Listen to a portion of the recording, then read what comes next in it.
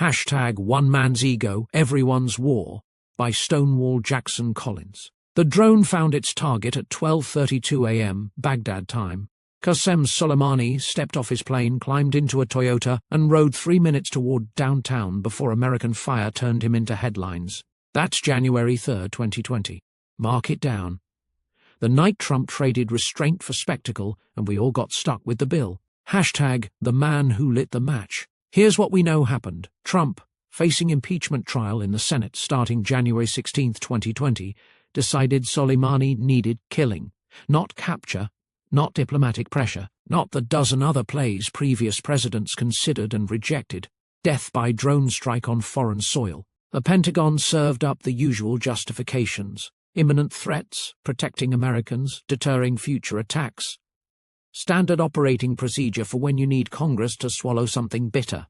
But according to the Wall Street Journal, Trump told associates the real reason: he was under pressure to deal with Soleimani from GOP senators he viewed as important supporters in his coming impeachment trial. Nothing rallies the base like a good old-fashioned assassination. Soleimani ran Iran's Quds Force, the outfit that trained militias across the Middle East and made American soldiers' lives hell for 2 decades. The man earned his dirt nap, no question. But timing tells stories, and this timing screams politics. Hashtag the Jerusalem Gambit. But Soleimani wasn't Trump's first match strike in a powder keg.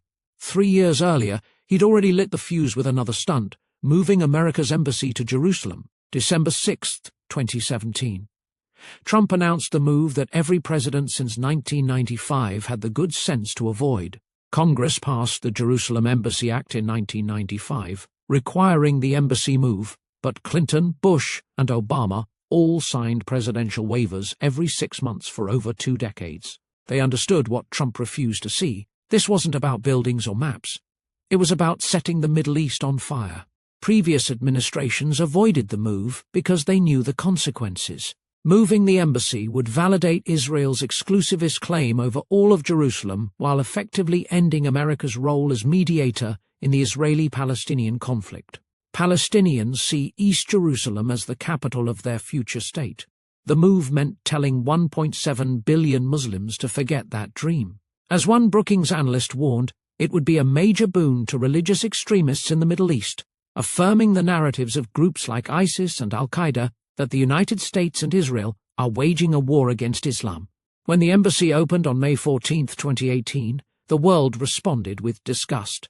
Only 33 of 86 invited countries showed up to the ceremony. The Arab world condemned it.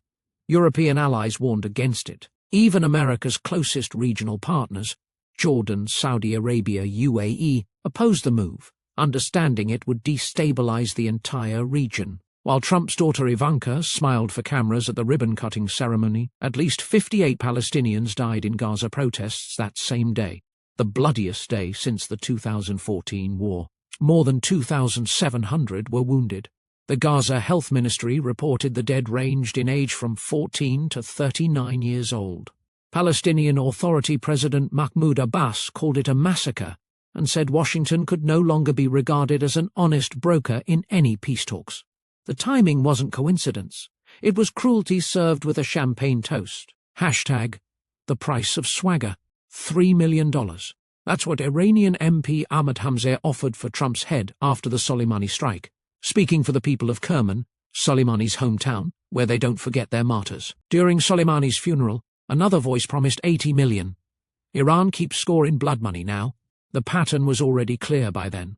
Embassy moved without strategy, without allies, without thought for consequences. Nuclear deal abandoned.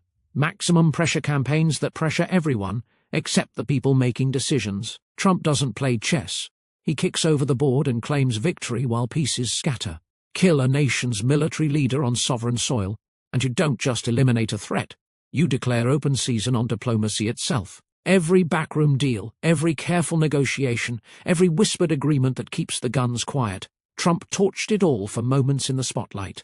Hashtag who pays the freight? Here's the part that keeps me awake. When Iran decides to collect on those bounties, when the missiles start flying for real, it won't be Trump bleeding in the sand. It'll be the kid from Alabama who joined the Guard for college money, the mechanic from Detroit who deployed to pay off student loans, The single mother from Phoenix who chose uniform over unemployment. They didn't vote on this war. Hell, most of them couldn't find Iran on a map before Trump made it their problem. But they'll carry the weight, because that's how America works. Rich men start wars, poor men fight them, and the rest of us wave flags at funerals. Since 2001, over 7,000 American military personnel have died in the wars in Iraq and Afghanistan. That's 7,000 graves that weren't lesson enough for Trump when he decided to play with fire in the Middle East. The Justice Department caught multiple Iranian assassination plots targeting Trump since 2020, latest one in November 2024. They're not forgetting, not forgiving, not moving on. Farhad Shakeri, Iranian asset, recruited criminals to hunt Trump like he was some mob boss who'd skipped town with the wrong briefcase. Those Gaza protesters who died when Trump's embassy opened? Their families remember too. The children who lost limbs, parents, futures. Also, Trump could keep a campaign promise that previous presidents knew better than to keep. Hashtag, the reckoning ahead. 4 years later, Iran still wants Trump's head. Their government calls it justice. Our government calls it terrorism.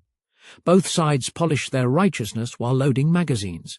Trump may swagger and tweet and promise to obliterate Iran if they touch him. But swagger doesn't stop bullets.